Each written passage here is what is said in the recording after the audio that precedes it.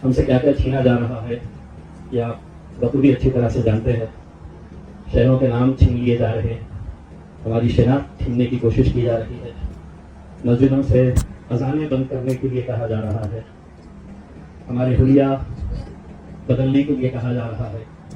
ہم کیا کھانا چاہیے اگر ان کے حساب سے نہیں ہو رہا ہے تو 72 سال کے ایک بزرگ کو ٹرین میں کس طریقے سے پیٹا جا رہا ہے, یہ سب ہم دیکھ رہے ہیں.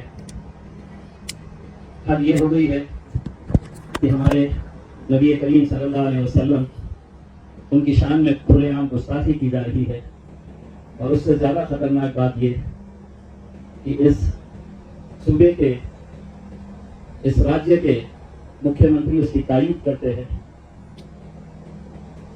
حد یہ ہو گئی ہے کہ آپ کو کھلے عام یہ کہا جا رہا ہے کہ آپ کی مسجدوں میں آپ کو چن چن کر گھس گھس کے آپ کو مارا جائے گا, آپ کو پیٹا جائے گا, اور اس کے باوجود بھی ہم سب سن رہے, ہم سب دیکھ رہے. کہیں ایسا قانون لایا جا رہا ہے کہ جہاں پر اب آپ کی قبرستانوں کے اوپر, آپ کی مسجدوں پہ, آپ کی درگاہوں پہ, ہمارے جو ابھی مدارس ہے ان کے اوپر اب نظر پڑی ہوئی ہے. یہ شاید ہو اس لیے رہا ہے کہ ہم کہیں نہ کہیں خاموش بیٹھے ہوئے ہیں. ہم تو یہ سوچ رہے تھے کہ ہمارے نبی کریم صلی اللہ علیہ وسلم کی جب شان میں گستاخی ہوئی تو پورا مسلمان سڑکوں پر نکل آئے گا. اپنے سیاسی جو بھی اختلاف ہوں گے, ہم کس مسلک سے تعلق رکھتے ہیں یہ کوئی معنی نہیں رکھتا ہے. جب آپ کو یہ کھلے عام کہا جا رہا ہے کہ آپ کی مسجدوں میں آپ کو چن چن کر مارا جائے گا, تو اس مسجد کے اندر کون کس پولیٹیکل پارٹی سے تعلق رکھتا ہے, کس مسلک سے تعلق رکھتا ہے, یہ آپ سے بایوڈاٹا لے کر آپ کو پیٹا جائے گا, ایسا نہیں ہے. ہم خاموش ہیں, اسی لیے ان کی ہمتیں بڑھتی جا رہی ہے. سرکار ہر بار ایک نیا قانون لے کر آتی ہے, نشانے کے اوپر صرف مسلمان. حد تو یہ ہو گئی ہے کہ ہماری بچیوں نے حجاب پہننا یا نہیں پہننا چاہیے, اس کے اوپر بھی نہ جانے کتنے مہینوں تک اس کے اوپر بحث چلتی رہی تھی.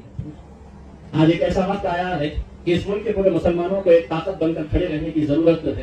اپنے ذاتی اختلاف, اپنے سیاسی اختلاف کو بھول کر ہمیں جو لڑائی سڑک کے اوپر لڑی ہے, وہ لڑائی سڑک کی, ایک لڑائی پارلیمنٹ کے اندر کی. لیکن بڑے دکھ کے ساتھ, بڑے افسوس کے ساتھ کہنا پڑتا رہا ہے کہ جب وہاں پر پارلیمنٹ کے اندر بولنے کا موقع آتا ہے تو آپ نے دیکھے ہیں یہ جب وقت کا بل آیا تو جن لوگوں کو آپ نے وہاں پر بھیجا تھا اپنے ووٹ کی طاقت کے بنیاد کے اوپر, تو وہ باہر نکل کر آ گئے.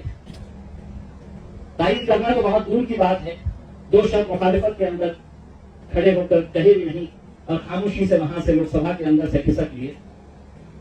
ایسے وقت کے اندر سارے ہندوستان کے مسلمانوں کی نظر اگر کسی ایک شخص کے اوپر ہوتی ہے, اگر سب سے زیادہ امیدیں اگر کسی سے ہوتی ہے, تو مجھے فخر ہے یہ بتاتے ہوئے کہ وہ میرے قائد بیرسٹر اسد الدین اویسی صاحب ہیں.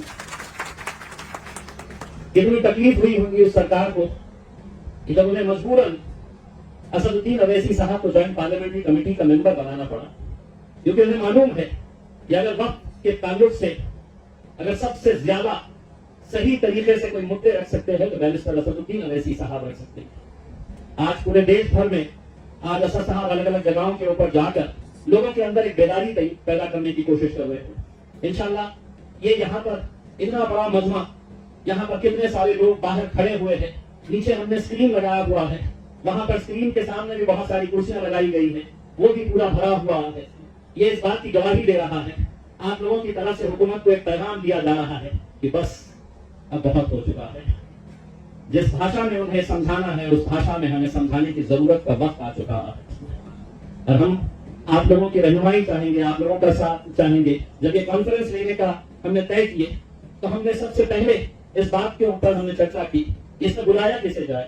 تو ہم نے تمام علماء کرام کو, تمام مسجد کے اماموں کو, تمام دینی حضرات کو یہاں پر اس لیے بلایا ہے کہ آپ کے پیچھے ہزاروں لوگ ہوتے ہیں, ہزاروں لوگ آپ کی بات سنتے ہیں, تو یقیناً جو بات آپ یہاں سے سن کر جائیں گے وہ دوسروں تک پہنچائیں گے. ورنہ لوگوں کے اندر تو ایسی ایک فطرت تیار ہو چکی ہے کہ مجھے کیا کرنا ہے, مجھے کیا لینا دینا ہے, کوئی بھی کچھ بھی بولے, کوئی بھی کچھ بھی کرے, اس میں میرے سے کیا مطلب ہے. کہیں نہ کہیں ہمیں اپنے آپ کے اندر بھی کچھ بدلاؤ لانے کی ضرورت ہے.